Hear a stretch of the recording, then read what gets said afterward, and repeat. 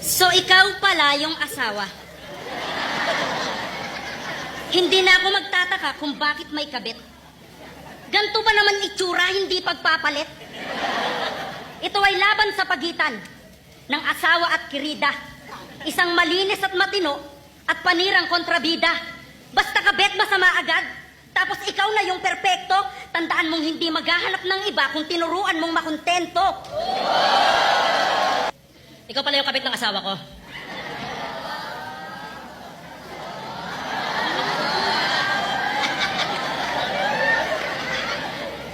Ang pangit mo.